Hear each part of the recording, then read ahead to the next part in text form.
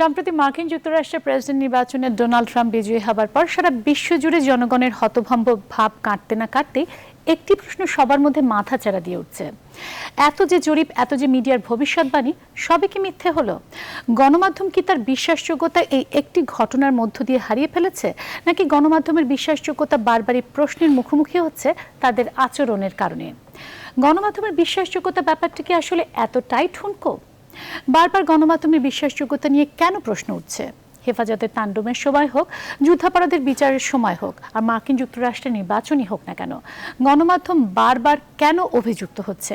যেখানে সমাজের অন্যায়, অবিচার, ভালো মন্দ সব তুলে ধরার, জবাবদিহি করার দায়িত্ব গণমাধ্যমের, সেখানে গণমাধ্যম কেন নিজেরাই জবাবদিহিতার মুখে পড়ছে? এই সব কিছু নিয়ে আজকে গণতন্ত্র এবং আমার সাথে যে অতিথিরা আছেন, দর্শক পরিচয় করে দিচ্ছি। আমার সাথে আছেন রিয়াজউদ্দিন আহমেদ, সম্পাদক নিউজ টুডে, আছেন মঞ্জুল ইসলাম, প্রধান সম্পাদক ডিবিসি, আছেন নাইমুল ইসলাম খান, সম্পাদক দৈনিক আমাদের অর্থনীতি। আমাদের সাথে বিভিন্ন জায়গা থেকে ফোনে, স্কাইপে সংযুক্ত হবেন। আমি সম্ভবত এখন একটা ফোন পেয়ে গেছি। আছেন মেজর জেনারেল আব্দুর রশিদ, নিরাপত্তা বিশ্লেষক। আপনাদের সবাইকে অসংখ্য ধন্যবাদ। প্রসঙ্গক্রমে আমরা সবার সাথে আরো কানেক্টেড হব। আমি আমাদের আলোচনা শুরু করব যেটি বলছিলাম, যে গণমাধ্যমের বিশ্বাসযোগ্যতা, যেখানে আমরা মানুষের বিশ্বাসযোগ্যতা নিয়ে প্রশ্ন তুলি, এখন আমাদের দিকে মানুষ প্রশ্ন তুলছে। এটি কি হঠাৎ করে শুরু হলো, নাকি আগে থেকেই শুরু হলো? শুধু মাত্র আমি একটু মেজর জেনারেল আব্দুর রশিদ, নিরাপত্তা বিশ্লেষক, উনি একটা প্রশ্ন তুলতে চান এবং আমি ওনার প্রশ্নটা দিয়ে আপনাদেরকে আসলে শুরু করতে চাই। মেজর জেনারেল আব্দুর রশিদ, আপনি সেদিনই বলছিলেন কথা প্রসঙ্গে যে media has lost it's credibility. আমি এ প্রসঙ্গে শুনতে চাই। হ্যাঁ, নিশ্চিতভাবে অবশ্য বাংলাদেশের সাথে আমেরিকান পরিবেশ আমি মেলাতে চাচ্ছি না। বাইরে আমরা দেখেছি ব্রেক্সিট ঘটনার ব্যাপারে গণমাধ্যম এবং ওখানকার যারা ছিলেন তারা যে প্রেডিকশন করেছিলেন সেটি ভুল প্রমাণিত হচ্ছে। আবার ট্রাম্পের ক্ষেত্রে আমরা দেখলাম এটি মারাত্মক ভুল না, একটি বড় ধরনের মারাত্মক ভুল। তো এখানে যে মানুষ গণমাধ্যমের এই প্রেডিকশনের উপরে তাদের যে আস্থা এবং বিশ্বাসযোগ্যতা, স্বভাবতই এটি কিছু ধাক্কা খেয়েছে। এখন হচ্ছে যে এই ধাক্কা খাওয়ার পেছনের কারণগুলো অনেকে অনেকভাবে দেখছেন। কেউ মনে করছেন যে গণমাধ্যম যখন এইসব জরিপগুলো করছে বা মানুষের কাছে যাচ্ছে, তখন তারা উপরে উপরে যাচ্ছে, কিন্তু মানুষের ভেতরের যে কথাগুলো জরিপের মাধ্যমে সেগুলো বের করে আনতে পারছে না। ফলে দেখা যাচ্ছে যে তাদের প্রচারিত সংবাদের উপরে সারা বিশ্বে মোটামুটি কি বিভ্রান্তিতে থাকছে। আসলে গণমাধ্যম এই একটি ঘটনা দিয়ে কি আসলে সামগ্রিকভাবে মিডিয়াকে এভাবে তুলনা করা যায় যে মিডিয়া আসলে ওপর দিয়ে কভার করে ভেতরের ঘটনা? বলছি না, ব্রেক্সিটও একটা ঘটনা, ব্রেক্সিটও একটি বড় ঘটনা ছিল। এটি হচ্ছে যদি বড় ধরনের ঘটনা বলেন তাহলে এটি হচ্ছে দ্বিতীয় ঘটনা। আপনাকে ধন্যবাদ, আপনার কাছে আবারও আসবো, কিন্তু আমি যদি রিয়াজউদ্দিন আহমেদ আপনার কাছে জানতে চাই, উনি ব্রেক্সিটের কথা বললেন, এই ইলেকশনের কথা বললেন, গণমাধ্যম কি আসলেই আমরা সব ওপর দিয়ে কভার করি, ভেতরে ইনডেপথ কোনো স্টোরি করছি না, সেটা প্রিন্ট হোক, ইলেকট্রনিক হোক বা অনলাইন মিডিয়া হোক? কোনো কোনো ক্ষেত্রে এটা সত্য যে একেবারে মানে যেখানে তৃণমূলে যাওয়ার কথা বা একেবারে মূলে যাওয়া, সেখানে আমরা না যেয়ে হয়তো অনেক জায়গায় ভাষা ভাষা আমরা শহরের মধ্যে একটা সার্ভে করলাম, গ্রামের কথা চিন্তাই করলাম না। এখানে দেখা গেল ট্রাম্প সাহেব রুরাল এরিয়াতে 62% ভোট পেয়েছে, আর হিলারি ক্লিন্টন আরবান এরিয়াতে 58% ভোট পেয়েছে। তো এই যে জিনিসগুলি, তো এই সার্ভেগুলি কি তাহলে আরবান বেস ছিল? এটা দেখতে হবে। তাদের মেথোডোলজি, তাদের মোডালিটিস, যে সার্ভেটা করেছে, এটা মেথোডোলজিটা কিভাবে তারা সেট করেছিল, কতগুলি লোক নিয়েছিল, কোন কোন ক্যাটাগরি থেকে লোক নিয়েছিল। না, ধরে নিলাম যে এই একটি ঘটনাতে হয়তো জরিপের ক্ষেত্রে সবসময় কিন্তু আমরা দেখেছি জরিপগুলা মোটামুটি প্রতিফলিত হয়, কাছাকাছি হয়। এইবারই সবকিছু ওলটপালট হয়ে গেছে। ইন্ডিয়াতে যেটা এক্সিট পোল তারা করেছিল লাস্ট 2-3টা ইলেকশনে, 3টেই কারেক্ট হয়েছে। না, যেটি উনি ব্রেক্সিটের কথা বললেন, আমি আমার ফ্লোর কিন্তু ওপেন সবার জন্য। মঞ্জুল ইসলাম এবং নাইমুল ইসলাম খান, কি মনে করেন যে আসলে তৃণমূলে আমরা পৌঁছাতে পারছি না, গণমাধ্যম আমরা সবার দিকে জবাবদিহি করছি, এখন তো উল্টো আমাদের দিকে আঙুল উঠছে, কি বলবেন? দুজনের জন্য ফ্লোর ওপেন। না, মঞ্জু তো আমেরিকান সিস্টেমটা আমার চাইতে বেশি জানে, ভেতরে ছিল। আমি একটা ঘটনা দিয়ে আসলে বিচার করতে চাই না। আমি বলি, আমি অনেস্টলি এই প্রপোজিশনের সাথে একমত না। এই আসলে মিডিয়া না, ওপিনিয়ন পোলিংগুলি তো ম্যাথোডোলজিক্যালি এই বিষয়ে যারা বিশেষজ্ঞ তারাই করেছেন, এবং আমার মনে হয় যে একেবারেই কিন্তু ফেল করেনি। আপনি যদি দেখেন যে সার্ভেগুলির কথা বলা হয়েছে, সেখানে 2 to 4% মধ্যে ডিফারেন্সগুলি ছিল, এবং it was well within the level of কি যেন margin of error. Margin of এররের ভেতরে কিন্তু এখানে এটা কিন্তু মানে আমি পোলিং করে বলতেছি যে আমার মার্জিন অফ এরর 4, এবং এটা ওয়েল উইদিন 4 হয়েছে যা হয়েছে, তাইলে আমি কেন বলবো উই হ্যাভ ফেইলড? এখন আমি বলছি কেন বলা হচ্ছে। এখন এই আপনি যদি দেখেন হিলারি ক্লিনটন কিন্তু এখন পর্যন্ত পপুলার ভোটে এগিয়ে আছে, এবং এই পোলিংগুলি কিন্তু ন্যাশনাল পোলিং। তো ন্যাশনাল পোলিং এর রিফ্লেকশন তো পপুলার ভোটে হবে, এবং সেটা তো হয়েছে। যেটা হয় নাই সেটা হলো ইলেকটোরাল কলেজে কৌশলগতভাবে কোথায় একটু বেশি ভোট। কিন্তু ইলেকট্রাল কলেজের ভোটের ক্ষেত্রে সমস্ত সব বিশ্লেষকরাও বলেছেন, সাংবাদিকরাও বলেছেন যে তখন হিলারি ক্লিনটন আমি এই জায়গাটাতে আসছি। এই যে বলেছেন কথাটা, এটা হলো আলোচনা। ডিজাস্টারটা হয়েছে যে অধিকাংশ লোক বলতে বলতে ওই সার্ভে মানে জরিপগুলি এগিয়ে নিজেদের একটা কনভিকশন প্রকাশ করেছেন। গণমাধ্যম কি সবকিছু চাপিয়ে দিচ্ছে? না, আমি আবার বলছি, গণমাধ্যমে যারা আলোচনা করেছেন, বিশ্লেষণ করেছেন, তারা কখনো কখনো ওই যে জরিপের যে সীমাবদ্ধতাটা ভুলে গিয়ে তারা প্রায় চাপিয়ে দিয়েছেন। আপনি জানেন যে ডক্টর ওয়াং চাইনিজ বংশোদ্ভূত একজন এই জরিপ বিশেষজ্ঞ, তিনি সিএনএন-এ বলেছিলেন যদি আমি ভুল হই, এটা ক্লিয়ারলি হিলারি জিতবে, যদি ভুল হই I will eat a bug. এখন গতকাল আমি অনুষ্ঠানটা দেখেছি, উনি সরাসরি সিএনএন-এ বসে একটা কিট খেয়েছেন, খেয়ে তার কথা রেখেছেন যে আমি ভুল করেছি এবং এই আমি খাচ্ছি। এখন এটা তো ওদের স্ট্যাপল ফুড। স্ট্যাপল ফুড না, যেটা খেয়েছে সেটা স্ট্যাপল ফুডের মধ্যে পড়ে না। সে এটা মধু টধু মিশায়া কিভাবে যেন খায় মানে খেয়েছে, এবং তারপরে জিজ্ঞাসা করা হয়েছে কেমন লাগলো আপনার খেতে, বলে দেন একটু অসুবিধা, বাট ইট ইজ ওকে, সবাই যদি এখন শান্তিতে যায় আমি ওকে। তো আমি যেটা বলছি যে আলোচনায় আমরা একটু সীমা অতিক্রম করেছি। আর লাস্ট কমেন্টটা হলো, আমেরিকান নিউজ পেপার আপনি জানেন তারা পক্ষপাত দুষ্ট হয়। দুষ্ট শব্দটা কোট আনকোট বলছি, মানে তারা তো ডিক্লেয়ার করে। আমেরিকার সকল মেইনস্ট্রিম মিডিয়া ঘোষণা করেছিল যে তারা এন্ডোর্স করছে হিলারি ক্লিনটনকে।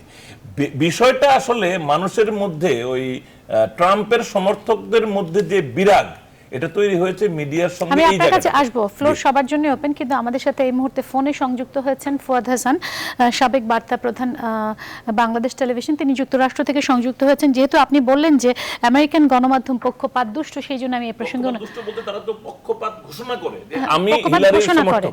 দুষ্টটা কোট আনকোট, কোট আনকোটে আপনি দুষ্ট বলছেন। কিন্তু ফুয়াদ হাসান যেটি বলছিলেন নাইমুল ইসলাম খান যে আমেরিকান গণমাধ্যমের কথা, এবং রিয়াজউদ্দিন আহমেদ বলছিলেন যে গণমাধ্যম আসলে আমরা উপর দিয়ে জরিপ করি, তৃণমূল পর্যায়ে পৌঁছাতে পারি না, এবং নাইমুল ইসলাম খান বলছিলেন যে জরিপের সীমাবদ্ধতা ভুলে গিয়ে আমরা নিজেদের মেথোডোলজিটা ভুল হতে পারে। মেথোডোলজি হয় নাই, কারণ এটা ওয়েল বলেন যে আমেরিকান গণমাধ্যম আসলে পক্ষ নিয়ে এই রকম পক্ষপাত দুষ্টতার ঘটনা ঘটালো, এবং এই ঘটনার উপর বেস করে কি আসলে আমরা সামগ্রিকভাবে গণমাধ্যমকে জবাবদিহিতার মুখে ফেলে দিতে পারি, বা গণমাধ্যম কি তার বিশ্বাসযোগ্যতা হারিয়ে ফেলেছে? ফুয়াদ হাসান, আমি শুনতেই পাচ্ছি না। গণমাধ্যম তাদের শোনা যাচ্ছে না এখান থেকে, তাদের বিশ্বাসযোগ্যতা হারিয়ে ফেলেছে। সাউন্ডটা একটু জোরে দিতে হবে। জি, সংযোগে কোনো সমস্যা? জি বলুন, আপনি এবার শুনতে পাচ্ছি। কি এখন শুনতে পাচ্ছেন? জি। আচ্ছা, আপনি যেটা বললেন যে গণমাধ্যম বিশ্বাসযোগ্যতা হারিয়ে ফেলেছে কিনা, এটা আসলে একটা ঘটনাতেই বলা যাবে না যে তারা বিশ্বাসযোগ্যতা হারিয়ে ফেলেছে বা কিছু। তবে আপনার আলোচক যারা ওনারা বললেন যে এখানে একটু পক্ষপাত দুষ্ট, এইটাও আসলে যথেষ্ট সঠিক না, কিন্তু এরা এন্ডোর্স করে, এটা ঠিকই। যেমন আমি টেক্সাসের ডালাসে থাকি, এখানে ডালাস মর্নিং নিউজ এটা অনেক পুরনো পত্রিকা, এবং এরা সব সময় রিপাবলিকানদেরকে এন্ডোর্স করে আসছে কিন্তু এটা আসলে নিউজে খুব একটা প্রতিফলিত হয় না। কিন্তু এবারে তারা প্রথম এই হিলারি ক্লিনটনকে এন্ডোর্স করে, কারণ তারা জানিয়েছিল যে তারা ট্রাম্প যেসব কথাবার্তা বলছেন বা যেগুলো তিনি বাস্তবায়ন করবেন বলে প্রেসিডেন্ট হলে এগুলোর সাথে তারা একমত নন, এজন্য তারা হিলারিকে এন্ডোর্স করেছিলেন। এভাবে আসলে বিভিন্ন নগরীতে যে সমস্ত সংবাদপত্র এবং বিশেষ করে প্রভাবশালী সংবাদপত্র যেগুলা বলতে বোঝায়, যেমন নিউ ইয়র্ক টাইমস, তারা হিলারি ক্লিন্টনকে অনেক আগে থেকে এন্ডোর্স করেছিলেন। তবে টিভি চ্যানেলগুলো এখানে কাউকে এন্ডোর্স করে না, কিন্তু ফক্স নিউজ তারা আবার সরাসরি দলের পক্ষ নিয়ে তারা। আমি না এখানে একটা প্রশ্ন রাখতে চাই, ফুয়াদ হাসান আপনি আমাদের সাথে থাকুন, সরাসরি দলের পক্ষ নিয়ে যখন আমি গণমাধ্যমে আমার কার্যক্রম চালাই, সেটি আসলে কতটা যুক্তিযুক্ত? ধন্যবাদ। অনেকগুলো কথাই চলে আসছে। শুরুতে আমি যেটা অভিযুক্ত করার বিষয়ে আমি বলি, গণমাধ্যম কিন্তু শুরুতে যারা জরিপ করে সেই জরিপ সংস্থার রিপোর্টগুলো দিয়েছে। আর এইটা আমাদের মনে রাখতে হবে, জরিপটা কিন্তু সোশ্যাল সায়েন্স, পিওর সায়েন্স না। পিওর সায়েন্সে আপনি বারবার যা করবেন একই রকম ফল আসবে। আর্কিমিডিসের সূত্র তখনও যা ছিল এখনও তাই ফল দিবে। সোশ্যাল সায়েন্স একই জিনিস আপনি আরেকবার করলে সেম ফল আসবে না, আমরা যারা বিজ্ঞান সম্পর্কে ধারণা আছে। ফলে সোশ্যাল সায়েন্সে ফল পরিবর্তন 19-20 হবে। যেটা নাইম ভাই বললেন, এখানে যে কোনো জরিপে বলা হয় যে এরর থাকে 3 থেকে 4, মার্জিনটা 3 থেকে 4 এবং তারা বলে দেয় এবং এর মধ্যেই ছিল, এটাও হলো সত্যি কথা। ফলে এই মার্জিনের মধ্যে আমাদের বাস্তবতাটা দেখতে হবে। গণমাধ্যমকে আমি অভিযুক্ত করলে কোনো দোষ দেখি না, কারণ গণমাধ্যম তো অভিযুক্ত হয়েই সামনে এগিয়ে যাবে।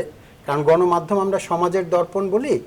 এই অনেক সময় হয় আমরা আয়না দেখে কিন্তু চুল ঠিক করি, চুল যা আছে সেটা যেমন আয়নায় প্রতিফলিত হয়, আবার আয়না দেখে আমরা নিজের চেহারাও ঠিক করি।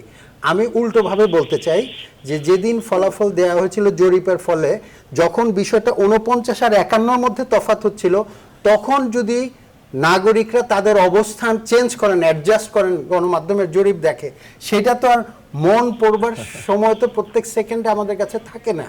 ফলে আমি উল্টোটা বলতে চাই আর্গুমেন্ট হিসেবে, যুক্তি হিসেবে, জরিপে যেই ফলাফলটা 51-তে হিলারি ছিল, কথার কথা 49-এ ছিল, দুজনই কিন্তু অজনপ্রিয় প্রার্থী ছিলেন, এটা মনে রাখতে হবে। যদি মার্কিন যুক্তরাষ্ট্রের কথা বলি, সে জায়গায় যেই যুক্তিগুলো প্রতি মুহূর্তে বদল হচ্ছিল, কিন্তু আমরা যদি গ্রাফটা লক্ষ্য করি, হিলারির ইমেইলের সর্বশেষ খবর, তার আগে ট্রাম্পের খবর, ট্রাম্পের আজকে পর্যন্ত কিন্তু ট্রাম্প বিশ্ববিদ্যালয়ের দুর্নীতির খবরটা স্থগিত রাখা হয়েছে।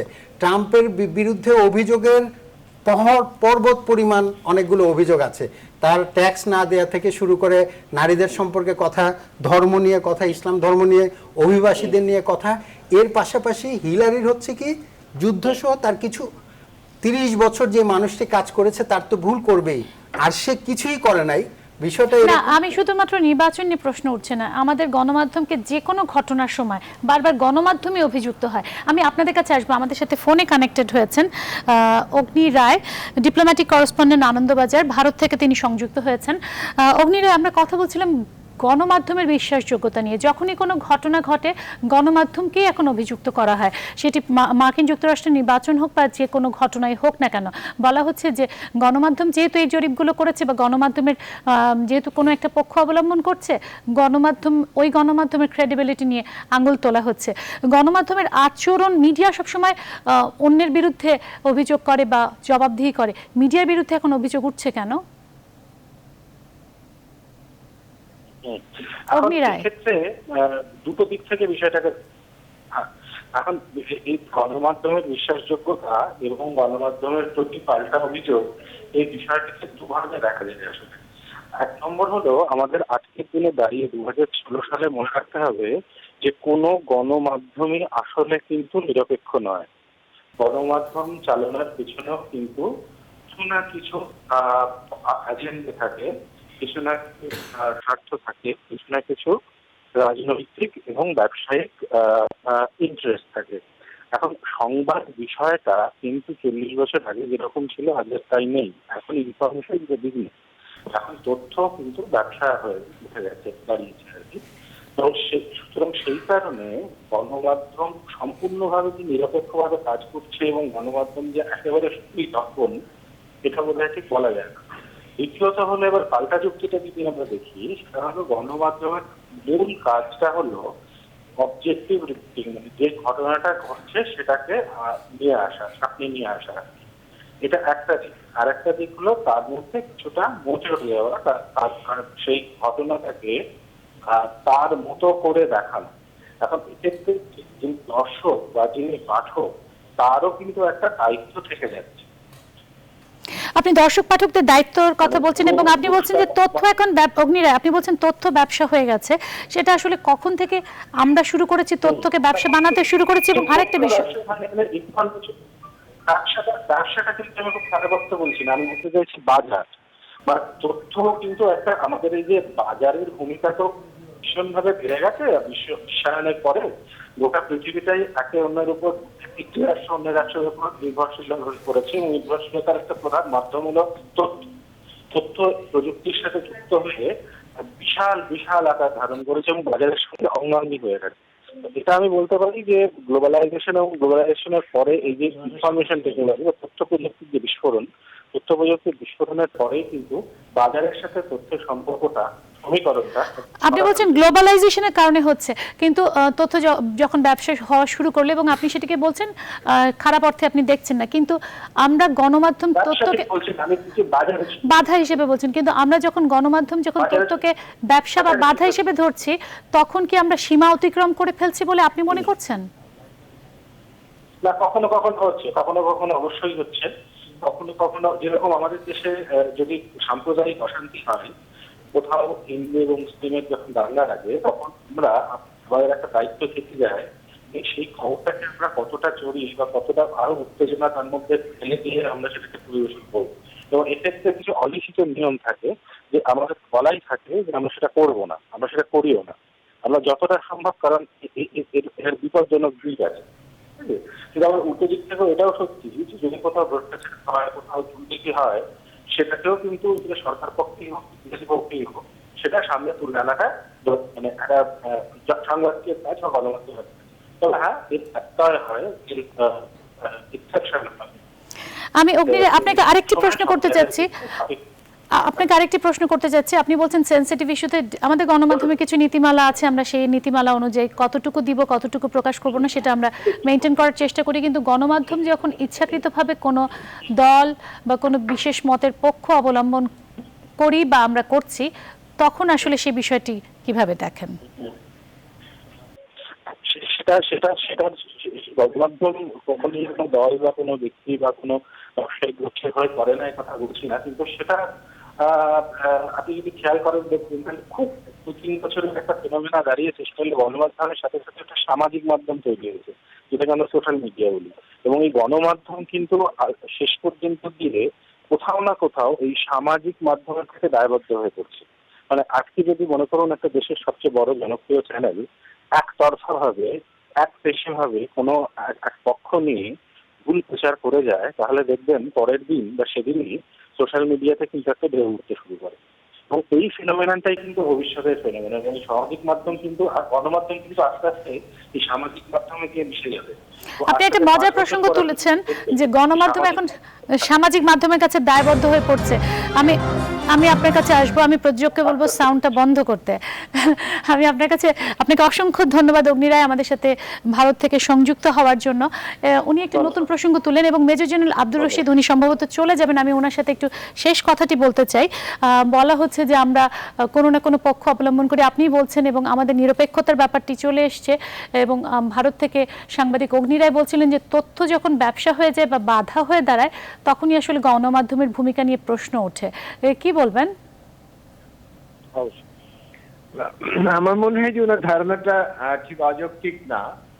আমরা যেখানে মনে করছি, আপনি যখন বিশ্বাসযোগ্যতা নিয়ে কথা বলছেন, ওটিতে আমরা বলতে চাচ্ছি না। আমাদের যারা আমরা গণমাধ্যমের বাইরে কাজ করি, গণমাধ্যমের কাছে আমাদের একটা প্রত্যাশা আছে। এখন গণমাধ্যম যদি এন্ডোর্স করে কোনো প্রার্থীকে, তাতে আপত্তি নেই, কিন্তু তার যে দেয়ার তথ্য, সেটির সত্যতা বা সেটির সফলতা, সেটি সবাইকে প্রভাবিত করে। তো সেখানে আমরা দেখেছি অনেকে বলছেন এখানে মার্জিনের মধ্যে আছে। আমি যদি খুব ভালো করে দেখি, আমার মনে হয় কিছু কিছু প্রেডিকশন মার্জিন ছাড়িয়ে গেছে। যদি মনে হয় যে রাষ্ট্রে যখন এক্সিট পোল ভোট চলছে, এক্সিট পোল করার পরে রয়টার বলেছে 90% ক্লিন্টনের চান্স, এখন এটি কোন মার্জিনে পড়লো আমি ঠিক জানি না।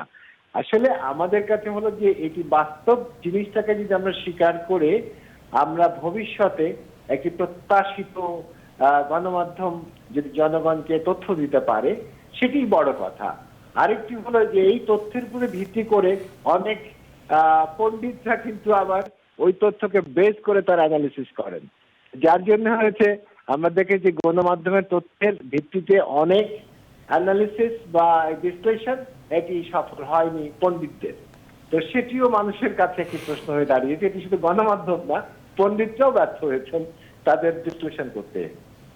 আপনাকে অসংখ্য জি একটা বানর এবং একটা বাঘ কিন্তু সঠিক কথা না না না, অনেকেই সঠিক ছিল। তাহলে আমরা একদম এখন বানরের বাঘের কাছে চলে যাব। গণমাধ্যম আমাদের সমস্ত রিয়াজ ভাই মানে অত্যন্ত রসবোধ সম্পন্ন সম্পাদক, উনি এটা করে আমাদের আনন্দ দিচ্ছেন, কিন্তু অনেক সিরিয়াস প্রেডিকশনও ছিল যেটা ট্রাম্পের পক্ষে। এবং আপনি বলছিলেন যে মেইন স্ট্রিম জার্নালিজম সেটা করেনি, যেটি মেজর জেনারেল আব্দুর রশিদ বলছেন, আপনি বলছেন মেইন স্ট্রিম জার্নালিজম আসলে সেই মেইন স্ট্রিম পোলিং গুলিতে বড় ডিফারেন্স ছিল না, এটা আমি একদম শিওর। অনেক পোলিং হয় কিন্তু মেইন স্ট্রিমে কখনোই এত আর পপুলার ভোটটাতে দেখতে হবে যেটা ক্রিটিক্যাল হয়ে গেছে ইলেকটোরাল কলেজের জায়গাটাতে, যে কোথায় গিয়ে একটু বেশি কম হয়েছে।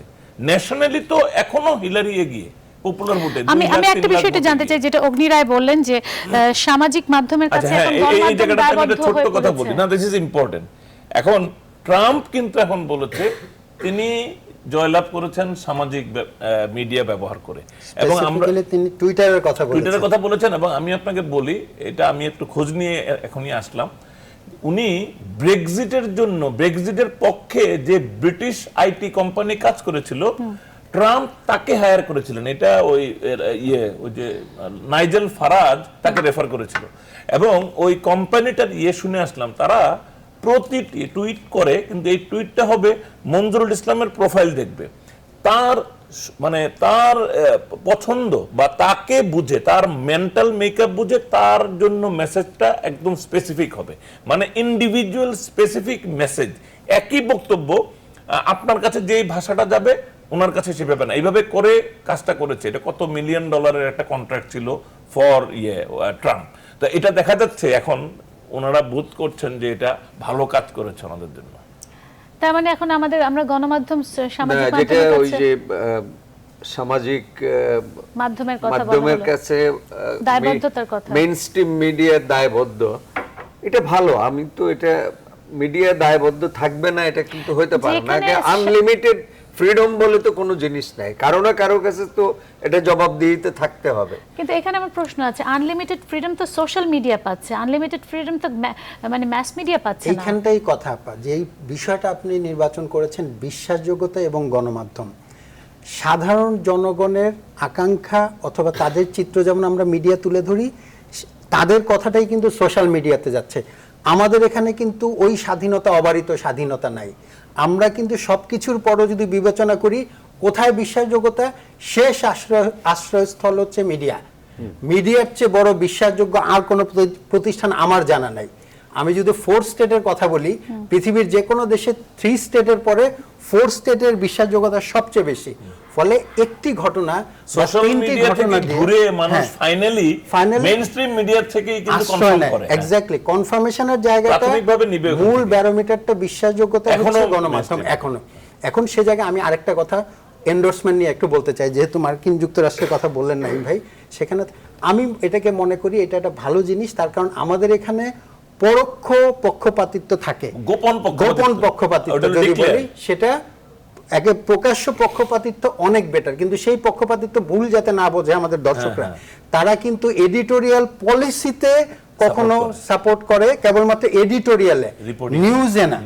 নিউজের মধ্যে একেবারে রেফারেন্স দিয়ে ওরা যার যার প্রত্যেকের রিপোর্ট ভেরি ট্রু। হ্যাঁ, ফলে নিউ ইয়র্ক টাইমস কিন্তু সাপোর্ট করেছে হিলারি ক্লিনটনকে, কিন্তু হিলারি ক্লিনটনের এগেইনস্টে আমি অনেক আর্টিকেল পড়েছি নিউ ইয়র্ক টাইমসে। হ্যাঁ, ওদের এন্ডোর্সমেন্ট মানে হচ্ছে এডিটোরিয়ালে আমি support। একবার বলে যে তারা তাদের এডিটোরিয়াল বোর্ড মনে করে কিন্তু এটাকে যখন তারা আমি সমর্থন এডিটোরিয়ালে করবে। দেখছি একটা পত্রিকার সেই পক্ষে সাপোর্ট, তখন আমি আসলে ওই পত্রিকার মানে বিরোধী পক্ষ তো আসলে সেই পত্রিকাকে খুব বেশি রিলায়েবল ভাবে না। এটা হয় না এটা ওইখানে। মার্কিন তারা যুক্তরাষ্ট্রের জানে জন্য ঠিক যে না। আমাদের দেশের ক্ষেত্রে কিন্তু এটা আমাদের প্রযোজ্য। ক্ষেত্রে এটা আমি বলছি। আমাদের সাথে একটু আর যুক্ত হয়েছে এটার আরেকটা দিক আছে, এটা হলো ব্রিটিশ নিউজ পেপার যেমন ফাইন্যান্সিয়াল টাইমস তারা লেবার পার্টিকে সাপোর্ট করে, লন্ডন টাইমস তারা কনজারভেটিভদেরকে সাপোর্ট করে। কিন্তু এটাতে কোনো দোষ নাই এই জন্য যে তারা সাপোর্ট করে কাউকে হয়তো ক্ষমতায় নিয়ে দিল, কিন্তু ক্ষমতায় যাওয়ার পরে তাকে তুলোধুনো করেছে, করবে আবার। কিন্তু আবার সে কিন্তু দলবাজি করে না এখানে। দলবাজি করে। এক্সেপশন আমাদের এখানে দলবাজির মধ্যে আমরা আমরা চলে exception যাই। এর কথা বলছি। এক্সেপশন আছে মার্কিন যুক্তরাষ্ট্রে, যেমন ফক্স নিউজ বলে একটা আমি বললাম টেলিভিশন এটা Fox আছে, News এর কথা। একেবারে ওরা প্রকাশ্যে রিপাবলিকান না কেবল হ্যাঁ, সমর্থন দিয়েছে। সমস্ত গোড়া দলকে তারা সবসময় সমর্থন দেয়। সেটা অবশ্য ওদের সারা জীবন প্রতিদিন প্রত্যেকটা মানে ফক্স খবরে নিউজ সবসময় talk show সেরকম করে। করেছে। আমাদের সাথে ভারত থেকে আবারও যুক্ত হয়েছেন আরেকজন, আমি আসছি আপনার কাছে। সুখরঞ্জন দাশগুপ্ত, প্রবীণ সাংবাদিক এবং কলামিস্ট। আমরা গণমাধ্যমের বিশ্বাসযোগ্যতা নিয়ে কথা বলছিলাম এবং বিশ্বাসযোগ্যতা ব্যাপারটা এখন বিশ্বাসযোগ্যতা বনাম গণমাধ্যম এরকম অবস্থায় দাঁড়িয়ে গেছে। বিশেষ করে যখন বিভিন্ন ইস্যুগুলো আসে তখন দেখা যায় যে গণমাধ্যমের দিকে মানুষ আঙ্গুল তুলছে। এবং আমাদের এখানে আপনাদেরই কলকাতা থেকে একজন সাংবাদিক যুক্ত হয়েছিলেন, তিনি বলছিলেন যে সামাজিক মাধ্যমের কাছে গণমাধ্যম দায়বদ্ধ হয়ে গেছে। আপনিও কি ব্যাপারটা বিশ্বাস করেন? আমাদের গণমাধ্যমের আচরণ কি আসলে এতটাই এখন মানে নড়বড়ে হয়ে গেছে? আপনি যদি ভারতের কথা আমাকে জিজ্ঞেস করেন তাহলে আমি প্রথমেই বলবো গণতন্ত্রের মূল ভিত্তি হলো of the people, by the people, for the people. আমরা দেখেছি জাতির জীবনে জরুরি অবস্থা জারি করে সংবাদপত্রের উপরে তৎকালীন সরকার খবরগ্রস্ত হয়েছিল, কিন্তু এখন দেখছি যে বর্তমান যে সরকার চলছে তারা শুধু সংবাদপত্রের উপরে খবরদারি করছে না, সংবাদপত্রের প্রচার বন্ধ করে দিচ্ছে মিডিয়ার। সার্জিক্যাল অপারেশনের পরে দিল্লির এনডিটিভির হিন্দি ভার্সনকে তারা একদিনের জন্য বন্ধ রাখার অর্ডার দেয়, কিন্তু দিল্লির সাংবাদিক সমস্ত সংগঠন একত্রিত হয়ে সুপ্রিম কোর্টে মামলা করলে তা প্রত্যাহার করে নেয়, কিন্তু তারা আসামের 2টি চ্যানেল বন্ধ করে দিয়েছে। আসুন পশ্চিমবঙ্গের দিকে, পশ্চিমবঙ্গে এখন গণতন্ত্র বলে কিছু নেই, কারণ 8টি চ্যানেল এখানে আছে, তার মধ্যে 7টি চ্যানেলের মালিক স্বয়ং মুখ্যমন্ত্রী মমতা বন্দ্যোপাধ্যায়। কাজে আমরা এখন চারিদিক থেকে আক্রান্ত, গণতন্ত্র আক্রান্ত। এই এর থেকে বাঁচার কি উপায় আছে আমরা জানি না, কারণ ভোটে তারা জিতে যদি তারা সংবাদপত্রের উপরে খড়গহস্ত হয় আর সরকারে যারাই থাকেন তারা তখনই সংবাদপত্রকে বন্ধ করার জন্য, তার মুখ বন্ধ করার জন্য নানাভাবে চাপ সৃষ্টি করে, বিজ্ঞাপন বন্ধ করে যত রকমের ব্যবস্থা নাম তারা নেয়। কিন্তু বর্তমান অবস্থায় ভারতবর্ষ তো বটেই, অঙ্গের যে পশ্চিমবঙ্গের অবস্থা আরো সঙ্গে একজন আছে কারণ প্রচার করা যাবে না, তার কথা তার চিন্তাধারা সে ভালো কারণ। আর তাছাড়া আমাদের সংবিধানে, ভারতের সংবিধানে পরিষ্কার বলা হয়েছে 4th স্টেপ, এগুলো আক্রমণ করা চলবে না, কিন্তু আমরা আক্রান্ত হচ্ছি প্রতি মুহূর্তে, প্রতিদিন, প্রতি খবরে। এবং আরেকটা মজার জিনিস হয়েছে, পশ্চিমবঙ্গের মুখ্যমন্ত্রী এবং ভারতের প্রধানমন্ত্রী তারা রিপোর্টারদের কোনো প্রশ্নের জবাব দেয় না, তারা প্রেস মিট করে না, তারা প্রেস কনফারেন্স থেকে তাদের বক্তব্য বলে চলে যায়। এই পরিস্থিতিতে আগামী দিনে যে কি ভয়ঙ্কর অবস্থা আসছে তা এখনই আমরা পরিষ্কারভাবে বুঝতে পারছি। আমরা বারবার আক্রান্ত হচ্ছি। এই সম্প্রতি যে দিল্লিতে যে এনডিটিভি বন্ধ করে দেওয়া হয়েছিল একদিনের জন্য, সেই জন্য দিল্লি সাংবাদিকরা রাস্তায় ছিল, কিন্তু কলকাতার সাংবাদিকরা রাস্তায় নামতে ভয় পেয়েছে, পাশে দিদি তাদের উপরে রেগে যায়। এই পরিস্থিতিতে গণতন্ত্র কিন্তু আজকে ভারতবর্ষে প্রচন্ড বিপন্ন হয়ে গেছে। যেমন ধরুন সম্প্রতি যে টাকা বদলের যে নির্দেশ দিয়েছে, এতদিন বলা হয়েছিল 2 সপ্তাহের মধ্যে মানুষ তাদের টাকা ফেরত পাবে। আজকে প্রধানমন্ত্রী বলেছেন 50 দিন নয়, প্রয়োজনে 70 দিনও লাগতে পারে। কলকাতা শহরে আমরা থাকি, বাজার বন্ধ হয়ে গেছে, মানুষ ওষুধের দোকানে টাকা বন্ধ হয়ে গেছে, হাসপাতাল বাংলাদেশে বহু রোগী হাসপাতালে টাকা বদল করে তারা বর্ডার থেকে কলকাতায় চিকিৎসা করতে আসছে, চিকিৎসা করতে পারছে না। এগুলো তো আমরা দেখছি প্রতিনিয়ত হচ্ছে। এই পরিস্থিতিতে আমি একটা কথাই বলতে পারি যে ভারতবর্ষে যে গণতান্ত্রিক অধিকারগুলো এক এক করে কেড়ে নেওয়া হচ্ছে। গেরুয়া বাহিনী সম্প্রতি তারা একথা বলেছে তাদের যে 47-50 নাম্বার ভারতবর্ষ স্বাধীন হয়নি। কি ভয়ঙ্কর কথা। স্বাধীন হয়েছিল 14 সালে, 2014 সালে মোদী ক্ষমতা এসেছে। গোয়াতে তাদের সম্মেলনে এই কথা বলেছে স্যার অমিত শাহ। এরপরে আপনারা বুঝে দেখুন ভারতবর্ষের মানুষের গণতন্ত্র আছে কি নেই সেটা বলে যথেষ্ট সন্দেহ দেখা দিয়েছে। রঞ্জন দাশগুপ্ত, আপনি তার মানে বলতে চাইছেন যে গণতন্ত্র যখন বিপন্ন হয়, আপনি ভারতের কথা পার্সপেক্টিভে বলছিলেন, তখন গণমাধ্যমের অস্তিত্ব আসলে বিপন্ন হয়ে যায়। গণমাধ্যমের অস্তিত্ব বিপন্ন আজকে হয়নি। গণমাধ্যমের বিপন্ন অস্তিত্ব হয়েছে 2011 সাল থেকে। 2011 সালে পশ্চিমবঙ্গের কথা আমি বলছি, উনি যখন ক্ষমতায় গেলেন মমতা দেবী, তখন থেকে তিনি ফাঁক করলেন দিস রিপোর্টার উনি যখন আমার পক্ষে, এদের দাও সব সুযোগ সুবিধা দাও, আর 20-50 জন আমার বিপক্ষে, এদের ঠান্ডা করে দাও। এইভাবে আমরা জরুরি অবস্থায় সিদ্ধান্ত রায় অর্ডার দিয়েছিল যে যারা রিপোর্টার তার হয়ে লিখবে তাদেরই খবর দেওয়া হবে, অন্যদের দেওয়া হবে না। আমরা প্রেসিডেন্ট বয়কট করেছিলাম। আমরা 7 দিন ওটার কাগজ তাকে বয়কট করা হয়েছিল, কিন্তু আজকে আমরা পারছি না। আমরা ফিরে হয়ে গেছি। আমরা গণতন্ত্রের মূল ভিত্তিটাকে বুঝি না, বোঝানো হয়নি। সেই জন্য তো আজকে আমাদের পরিস্থিতি এমনভাবে দাঁড়িয়ে গেছে। আপনাকে অসংখ্য ধন্যবাদ, অসংখ্য ধন্যবাদ শুক্ররঞ্জন দাশগুপ্ত আমাদের সাথে ভারত থেকে সংযুক্ত হওয়ার জন্য। উনি যেটি বলছেন যে না আমি মানে গণতন্ত্র, উনি ভারতের কথা পার্সপেক্টিভে বলছেন এবং এই প্রসঙ্গটা সবসময় আসে। ওই আলোচনায় যাচ্ছি না, কিন্তু গণতন্ত্র যখন বিপন্ন ওনার মতে, তখন গণমাধ্যমের অস্তিত্ব তো বিপন্ন হবে। আলোচনা যেখান থেকে শুরু করেছেন সেটা হলো একেবারে সকল কিছু ঠিকঠাক, তারপর গণমাধ্যম ঠিকমতো দায়িত্ব পালন করছে কিনা, এবং গণমাধ্যম দায়িত্ব পালন করতে গিয়ে বিশ্বাসযোগ্যতার মুখোমুখি হচ্ছে কিনা। আজকে প্রস্তাবনা গণমাধ্যমকে যতটা কাঠগড়ায় বলা হচ্ছে, গণমাধ্যম কাঠগড়ায় না, কিন্তু এটা কোথায় পেয়েছি আমরা গণমাধ্যম কাঠগড়ায় উঠেছে? আমি কিন্তু আমেরিকান মিডিয়া দেখে এই ধারণা পাইনি। যেটা হয়েছে তারা বলছে গণমাধ্যম কাঠগড়ায় বলা হচ্ছে না, বলা হচ্ছে গণমাধ্যমের বিশ্বাসযোগ্যতা নিয়ে প্রশ্ন। না, গণমাধ্যমের বিশ্বাসযোগ্যতা নিয়েও কোনো প্রশ্ন ওঠে নাই। কারণ আমি বলি সিএনএন থেকে আমি দেখেছি যে ট্রাম্প বলছে, এই সিএনএন কে বলছে, সিএনএন এর এই রিপোর্টার আঙুল দিয়ে সে হলো করাপ্ট মিডিয়ার রিপোর্টার, ক্রুকেড মিডিয়ার রিপোর্টার। এখন এটা তো আমরা সিএনএন থেকেই জেনেছি। তো যেটা হয়েছে, আমি আবারও বলছি যে জরিপের বিষয়টা নিয়ে যখন আলাপ আলোচনাগুলি হতো, আলাপ আলোচনাগুলিতে ওভারওয়েলমড হয়ে, ওই যে বললাম ডক্টর উলফ, উনি কিন্তু ওই যে বাঘ খেতে বাধ্য হলেন, উনি কিন্তু ওনার কথা বলতে গেছেন। অ্যানালিস্টরা আসলে বিপদটা ঢেকে এনেছে, আপনাদের মতো অ্যানালিস্টরা। অনেস্টলি স্পিকিং, আমাদের মতো অ্যানালিস্টরাই ওই যে সার্ভের সীমাবদ্ধতাগুলি স্পষ্ট না বলে তারা যখন এটার ভিত্তিতে ঢালাও বলে ফেলেছেন।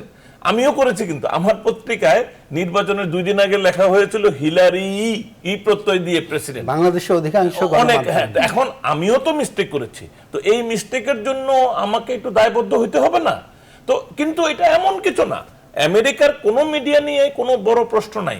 যেটা প্রশ্ন, এটা কিন্তু পলিটিক্যাল রেটরিক্স এবং তার স্ট্র্যাটেজি। ট্রাম্প সে যেহেতু সোশ্যাল মিডিয়ার উপরে বেস করে ক্যাম্পেইনটা করছে, সে কিন্তু হিলারির চাইতে অনেক কম টাকা ব্যয় করেছে। আমি আপনার কাছে আবারও আসবো, আমাকে একটা বিরতি নিতে হবে, আপনাদের সবার কাছে আসবো। এবং রিয়াজউদ্দিন আহমেদ, আপনি অনেকক্ষণ ধরে কথা বলেননি, ইসলাম কাউকে সুযোগই দিচ্ছেন না, কিন্তু আমি একটা বিরতি নিয়ে আবারও ফিরছি জনতন্ত্র গণতন্ত্রে।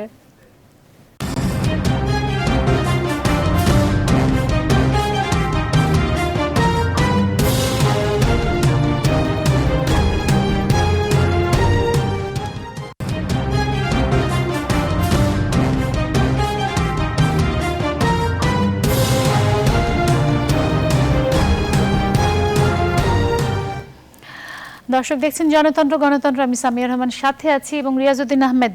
আসলে যে প্রসঙ্গগুলো আসছিল এবং আমাদের ফেসবুকেও বেশ কিছু মন্তব্য আসছে, আমি আসলে সেটিও অডিয়েন্সকে দেখাতে চাই। এবং একটা মন্তব্য দেখলাম যে সেখানে লেখা হয়েছে যে গণমাধ্যমের কারণে গণতন্ত্র বিপন্ন হতে যাচ্ছে, কারণ গণমাধ্যমগুলো পক্ষ নিচ্ছে। এবং আপনি বলছিলেন বিরতির সময় পক্ষ নিচ্ছে না, দলবাজি করছে। পক্ষ তো নিতেই পারে। এবং আপনি বলছিলেন বিরতির সময় নাইমুল ইসলাম খানের ব্যাপারে আপনার কিছু। নাইমুল ইসলাম খান যেটা বলছে যে এই গণমাধ্যম কোনো ভুল করে নাই এবং গণমাধ্যমের জবাবদিহিতার জায়গাটা মানে প্রশ্নবিদ্ধ হয় নাই এইটা বলছে। কিন্তু এটা আমি কালকে একটা বক্তৃতায় বলছি বলে আমি এটা ডিফেন্ড করব যে আমরা প্রশ্নবিদ্ধ হয়েছি এই জন্য এখন লোকজন বলে যে কি সাংবাদিক, আপনাদের কথা কি বিশ্বাস করব। হিলারিকে পাস করাই দিলেন, হিলারি তো পাস করলো না। ট্রাম্পকে এত মানে বাজে বাজে কথা বললেন, সাধারণ মানুষই বলছে আসলে না এটা হ্যাঁ এটা এই প্রশ্নটা করছে এবং কালকে আমি এটা সোনারগাঁও বক্তৃতায় কিন্তু এই কথাটা বলছি। এবং আমাদের এই মুহূর্তের গণমাধ্যমের সবচেয়ে বড় চ্যালেঞ্জ হলো এই বিশ্বাসযোগ্যতা ফিরিয়ে আনা। এটা কিভাবে হবে এখন এইটা আমরা এই যে চলছেরা বিশ্লেষণ করতেছি যে ঠিক আছে বলছে হিলারি 90% পাবে, ট্রাম্প ফেল করবে, এই জায়গাগুলি কেন হয়েছে এইটা আমার মনে হয় যে আমেরিকান মিডিয়া, পশ্চিমা মিডিয়া, যেটা ব্রেক্সিটেও তারা ফেল করেছে, কিন্তু তারাই এর আগে যে সমস্ত ফোরকাস্ট করেছে, যেসব প্রেডিকশন করেছে, এগুলি কিন্তু কেম ট্রু, এগুলি বেশিরভাগই সত্যি হয়েছে। তো এইবার কেন বারবার ফেল করছে এরা? তাহলে এই জন্যই আমি বলেছিলাম যে তাহলে আসল জায়গায় আমরা যাচ্ছি না। আমাদের টার্গেট যারা মানে মেথোডোলজির মধ্যে যে লোকগুলি আসা দরকার, যাদের যে মানে ক্রমবিন্যাস করা, মানে শ্রমিক কয়জন, শিল্পপতি কয়জন, সাংবাদিক কয়জন, উকিল কয়জন, বুদ্ধিজীবী কয়জন, এই প্রফেসর কয়জন, এইটাকে আমরা মেথোডোলজিটাকে কারেক্ট করতে হবে। না হলে কিন্তু আর নাইমুল ইসলামের একটা জিনিস আমি সাপোর্ট করি, সেটা হলো এরার অফ মার্জিন, যেটা বলেছিল এরার অফ মার্জিনের কাছাকাছি আছে। এবং এইটা আজকে কিন্তু হিলারি মুখ খুলেছে যে কেমি ইজ রেসপন্সিবল ফর মাই ডিবাকল, এবং এইটা দেখেন কেমি যখন এফবিআই এর এই ইমেল যখন সারফেস করলো তখন কিন্তু হিলারির 10 দিন বাকি আছে, হিলারির চলে আসলো, লিড চলে আসলো 1%। 1% is margin of error more than margin of error. এবং এইটা এইভাবেই বলতে হবে। এবং এই যে মানুষের যদি অবিশ্বাস হয়ে যায় যে গণমাধ্যম যা বলে এটা ফলে না, তাহলে ক্ষতি হবে আমাদের। তো এটাকে আমার মনে হয় যে আবার ফিরিয়ে আনতে হবে। আমি আপনার কাছে আবার আসবো। আমাদের সাথে কানাডা থেকে যুক্ত হয়েছেন সাজ্জাদ আলী, প্রধান নির্বাহী বাংলা টিভি। সাজ্জাদ আলী কানাডা থেকে যুক্ত হয়েছেন, কিন্তু আমরা যে কথাটি বলছিলাম গণমাধ্যমের বিশ্বাসযোগ্যতা নিয়ে, বিশেষ করে মার্কিন যুক্তরাষ্ট্রের নির্বাচনের পর থেকে সাধারণ মানুষের মধ্যে একটা প্রশ্ন উঠেছে যে গণমাধ্যম কি তার বিশ্বাসযোগ্যতা হারিয়ে ফেলেছে কিনা, মানুষ কি গণমাধ্যমকে এখন ভুলভাবে বিশ্বাস মানে দেখবে কিনা। কারণ গণমাধ্যম যে জরিপগুলো চালিয়েছিল, গণমাধ্যম যে পক্ষ অবলম্বন করেছিল, নির্বাচনের পর তার বিপরীত ফল দেখা গেল। কি বলবেন, গণমাধ্যম কি বিশ্বাসযোগ্যতা আসলে হারাতে বসেছে? আমাকে অনেক ধন্যবাদ আপনাকে সুযোগ দেওয়ার জন্য কথা বলতে। দেখুন, কানাডার প্রেক্ষাপটে যদি মিডিয়ার কথা আমাকে বলতে হয়, তাহলে আমি বলবো যে ক্যানাডিয়ান মিডিয়া, ক্যানাডিয়ান গণমাধ্যম কানাডাবাসীর আস্থাভাজন। সে আস্থার পেছনে যথেষ্ট কারণ আছে। যেমন পূর্ববর্তী বক্তা বলছিলেন যে বাংলাদেশের গণমাধ্যম যে প্রেডিকশনটা করেছিল আমেরিকার নির্বাচন নিয়ে, কাউকে জিতিয়ে দিয়েছে, কাউকে হারিয়ে দিয়েছে, কিন্তু দেখা গেছে ব্যাপারটা ওরকম না। কানাডার গণমাধ্যমে আমরা টেলিভিশন, খবরের কাগজ বা অন্য কোথাও কোন গণমাধ্যমে আমরা প্রচারটা এভাবে দেখিনি। তারা উভয় দলের কথা বলেছে এবং তারা এ কথাটা বিশেষভাবে বলেছেন যে কে জিতবে কে হারবে সে সিদ্ধান্ত নেবে আমেরিকার জনগণ।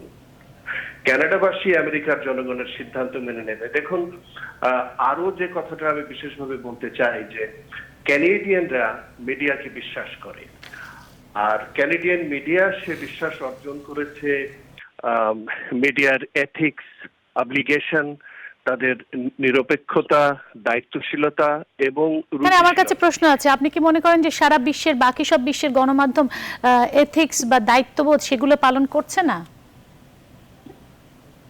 নিশ্চয়ই আমি সেটা বলছি না, যার যার মতো করে সেটা সে করছে। আবার এথিক্সও দেশ ভেদে তফাৎ থাকে। আমি শুধু বলছি যে ক্যানাডিয়ান গণমাধ্যম এথিক্স, নিরপেক্ষতা এবং তাদের অব্লিগেশন, দায়িত্বশীলতা, এই বিষয়গুলো পুঙ্খানুপুঙ্খ রূপে সচেতন থাকে। আপনাকে অসংখ্য ধন্যবাদ সাজ্জাদ আলী আমাদের সাথে কানাডা থেকে সংযুক্ত হওয়ার জন্য। আমি আমার বাকি অতিথিদের কাছে ফিরে যাব, কিন্তু তার আগে ফুয়াদ হাসান আপনার একটা শেষ মন্তব্য শুনতে চাই, যেটি বলা হচ্ছে যে ইউএস এর মিডিয়া আসলে কোন রকম ইউএস এর মিডিয়া নিয়ে কোনো প্রশ্ন উঠেনি বলে আমাদের অতিথিরা বলছিলেন, যেটি নাইমুল ইসলাম খান বলছিলেন। কিন্তু আমি আপনার কাছে প্রশ্ন আমার যাচ্ছি, সাধারণ মানুষ কিন্তু প্রশ্নটা তুলেছে, এবং মিডিয়াকে আসলে নিজেকে সর্বশক্তিমান ভাবা শুরু করেছে। মিডিয়া ইজ পাওয়ার, এই কথাটি যে আমরা শুনি, এটি কি আসলে মিডিয়ার ক্ষেত্রে প্রযোজ্য? ফুয়াদ হাসান। এটি আসলে যুক্তরাষ্ট্রের, আপনাকে ধন্যবাদ। এটি আসলে যুক্তরাষ্ট্রের সেভাবে দেখা হয় না যে মিডিয়া একটি পাওয়ার হিসাবে গড়ে উঠেছে বা কিছু। এবং অতীতে যেমন এর আগে দুটি নির্বাচন আমি সরাসরি এখানে প্রত্যক্ষ করেছি, 2008 সালে এবং 2012 সালে। কোনো প্রার্থী কখনোই কোনো মিডিয়া সম্পর্কে পক্ষপাতিত্বের কোনো রকম প্রশ্ন তোলেননি। এবারেই দেখা গেল যে যখনই ডোনাল্ড ট্রাম্পের এগেনস্টে কিছু একটা গেলেই তিনি বলেছেন যে মিডিয়া ডিসঅনেস্ট এবং তারা তার বিপক্ষে কাজ করছে সরাসরি। এই নির্বাচনই এটা দেখা গেল। তবে যুক্তরাষ্ট্রের যেটি বলা হচ্ছিল যে বিভিন্ন মিডিয়া পক্ষ নিয়ে থাকে, এটা সত্যি কথা। যেমন ফক্স নিউজ সরাসরি রিপাবলিকান পার্টিকে সমর্থন করে, এনবিসি এখানে সরাসরি ডেমোক্রেটিক পার্টিকে সমর্থন করে। এরা জাতীয় ভিত্তিক গণমাধ্যম। তবে এখানে একটি কথা আমি বলতে চাই যে যুক্তরাষ্ট্রে এনপিআর নামে একটি সংস্থা রয়েছে যারা ন্যাশনাল পাবলিক রেডিও নামে পরিচিত।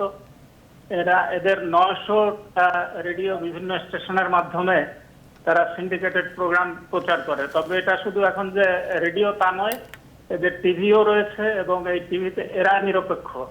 আপনাকে অসংখ্য ধন্যবাদ। আমি আমার অতিথিদের কাছে চলে আসতে চাই। এই যে বলছিলাম যে প্রশ্ন উঠছে যে কারণে, মিডিয়াকে আসলে নিজেকে সর্বশক্তিমান ভাবছে নাকি মিডিয়া তার দায়িত্ববোধগুলো যথাযথ পালন করছে না, যেহেতু প্রশ্ন উঠছে কোথাও না কোথা থেকে?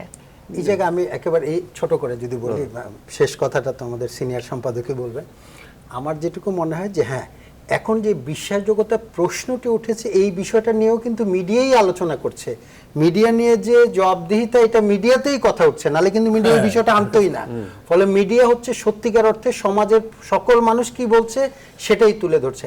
মার্কিন যুক্তরাষ্ট্রের মিডিয়াতেও কিন্তু সিএনএন গত 2 দিন ব্যাপী এই আলোচনা করছে যে আমরা যে জরিপের ফলাফলগুলো দিলাম সবগুলো জরিপে একরকম ফল হলো কেন, what went wrong, that is the কি কোশ্চেন। এখন আমার কাছে যেটা মনে হয় এখানকার একজন গণমাধ্যম কর্মী হিসেবে, ওই যে যেটা রিয়াজ ভাই কিছুটা বললেন যে স্যাম্পলিং এর ভুল, স্যাম্পলিং এর এরিয়াটা ভুল না মেথোডোলজি ভুল, নাকি অ্যানালিস্টদের আসলে অ্যানালিসিস ভুল, এইটাকে আগে তো র ম্যাটেরিয়াল করবে on the basis of material. তো ইনপুটটা যদি ভুল থাকে এটা। তবে আমি আরেকজন মানে কাঠগড়ার আসামি হিসেবে বলতে চাই, আমার মনে হয় গণমাধ্যম অনেকটা আমাদের আরবান নিয়ন্ত্রিত হয়ে গেছে পৃথিবীব্যাপী। কিন্তু এটা কেবলমাত্র বাংলাদেশে না, এটা মার্কিন যুক্তরাষ্ট্রে, কানাডা, সর্বত্র সত্য। এই জায়গায় বোধহয় আমাদেরকে, আমরা প্রতিযোগিতার কারণে সহজে যেটা পাই সেটাকে ব্যবহার করি। এই জায়গায় আমাদের আরেকটু পরিশ্রমে আরেকটু পরিধি বাড়াতে হবে, তৃণমূলে যেতে হবে। এই জায়গাটা বোধহয় কাজ করবার সুযোগ আছে। শেষ মন্তব্য সময় আছে আমার, আপনাকে 1 মিনিট দিব। আমি একটা অনেস্ট কথা বলি, এই সবগুলি কারণেরই কিছু কিছু এটাতে জড়িত, এর বাইরেও আছে। যেমন এটা ধরা পড়েছে যে রিপাবলিকান মানে ট্রাম্পের যারা সমর্থক তাদের একটা অংশ, কতটুকু এটা হিসাব নাই, তারা মুখে বলেছে হিলারিকে ভোট দেবে কিন্তু কার্যত ভোট দিয়েছে ট্রাম্পকে। কেন এই প্রশ্ন তাদেরকে করা হয়েছে, 2-1 জন আইডেন্টিফাইড হয়েছে। তখন তারা বলেছে ইট ওয়াজ এম্বারেসিং, যে ট্রাম্পকে ভোট দিব এই কথাটা বলতে সে লজ্জাবোধ করে কিন্তু সে ট্রাম্পকে সমর্থন করে। তো এইরকম বহুবিধ কারণে এটা মেথোডোলজিরই একটা, গণমাধ্যম নিজেও ধোকার মধ্যে পড়ে গেছে। মানে অনেকগুলো কারণে এই তারতম্যটা হয়েছে, কিন্তু আমরা যতটা ধোকা বলছি ততটা ধোকা তো হয় না। It is well within the margin of error. কিন্তু যেটা হয়েছে, আমরা যখন আলোচনা করেছি আমাদের মতো অনেকে এখানেও যেমন করি, আমরা একটু গা ভাসিয়ে দিয়ে যেখানে বলা হচ্ছে, আমার তো সিএনএন মুখস্থ কি বলেছে, তারা বলেছিল যে হিলারি ক্লিনটনের পাথ টুয়ার্ডস 270 ইজ ক্লিয়ার, আর ট্রাম্পেরটা ইজ এ ডিফিকাল্ট ওয়ান। তারা কোনো সময় বলে নাই আর একেবারেই যে সময় ট্রাম্পের এটা হবে না। ধন্যবাদ নাইমুল ইসলাম খান। রিয়াজউদ্দিন আহমেদ, আমি যেটি সর্বশক্তিমানের কথা বলছিলাম, উনি বলছিলেন স্রোতে গা ভাসিয়ে দেওয়া বা আমরা রুরাল পর্যায়ে যেতে পারছি না, তৃণমূল সাংবাদিকতা বা তৃণমূল পর্যায়ে যাওয়ার ব্যাপারটা কি বলবেন, শেষ মন্তব্য? না, এটা আমি আমেরিকান ইলেকশনই যদি ধরি, এই যে নাইমুল ইসলাম খান যেটা বলছে যে এই প্রেডিকশনের মধ্যে অনেকগুলি সাইলেন্ট এলিমেন্ট ছিল যেগুলো আমরা ধরে নেই। কালকে না পরশু আমি না আমেরিকান ইলেকশন বাদ দিয়ে বলি, আমরা গণমাধ্যমকে আসলে না সেটাই আমি সিএনএন দেখেন মিডিয়া যে পাওয়ার, এটা এইখানে বলি। সিএনএন একজন মুসলিম মহিলা, তার নাম কি নোমানি, সে বই লিখছে স্ট্যান্ডিং অ্যালোন ইন মক্কা। সে বলছে I was silent supporter of Trump. সে বলেছে এখানে এরার অফ জাজমেন্টটা কিন্তু ওইসব জায়গা থেকে এসেছে এবং গণমাধ্যম মিসলিড হয়েছে। এই মহিলা তো ধরে নিছে যে সব মুসলমান হিলারিকে ভোট দেবে। বন্ধু কিন্তু বলেছে এটা সোশ্যাল সায়েন্স। গণমাধ্যমের উপর একসময় অভিযোগ আসতো গণমাধ্যম মানুষকে মিসলিড করছে, এখন গণমাধ্যমও গণমাধ্যমকে মিসলিড করেছে। প্রমাণ কিন্তু আমি বলি ভারতে হয়েছে, মোদির ইলেকশন, এটা ব্রেক্সিটে হয়েছে, এটা মার্কিন যুক্তরাষ্ট্র। যখনই এক ধরনের ইনার ফিলিংস কাজ করে, সেটা ধর্মীয় অথবা জাতীয়তাবাদের চেতনা, এটা মানুষ মুখে প্রকাশ করে না, সবটা করে কাজের সময় দেখা দেয়। ফলে এটা হচ্ছে সেটা। এবং এই যে মহিলা ভোটারদের নিয়ে 54% হলো 53% ফিমেল ভোটার আমেরিকাতে। এখন সরকার কবিরউদ্দিন আর আমি একটা টকশোতে আলোচনা করলাম, সরকার কবিরউদ্দিনও বললাম যে আপনি বলেন তো এই মহিলারা কোথায় ভোট দেবে। বললো আমার স্ত্রী যদি হিলারি হেরে যায় তো খুব মানে মন ভেঙে যাবে, কাজে আমি মনে করি মহিলারা ওনাকেই ভোট দেবে। ভোটের মধ্যে কি রিফ্লেক্টেড হলো, ট্রাম্প গট 54%, হিলারি গট 47%। কিন্তু এটা তো আমরা আগে জানতাম, হিলারিকে মহিলারা পছন্দ করেন না, এটা নিয়ে analysis এসেছে কিন্তু। আমার হাতে আজকের সময় নেই, মানে এই অ্যানালিসিসে কিন্তু এটাও অ্যাকচুয়ালি হিলারিকে মহিলারা পছন্দ করেন না। অবশ্যই জানবো আমরা, এই গণমাধ্যম নিয়ে আলোচনা তো আর শেষ হবে না, কিন্তু আজকের মধ্যে আমাকে শেষ করতে হবে। এবং দেশ বিদেশ থেকে যারা সংযুক্ত হয়েছিলেন, ভারত থেকে, যুক্তরাষ্ট্র থেকে, কানাডা থেকে, আপনাদের সবাইকে অসংখ্য ধন্যবাদ। আজকের মধ্যে শেষ করছি। জনতন্ত্র গণতন্ত্র।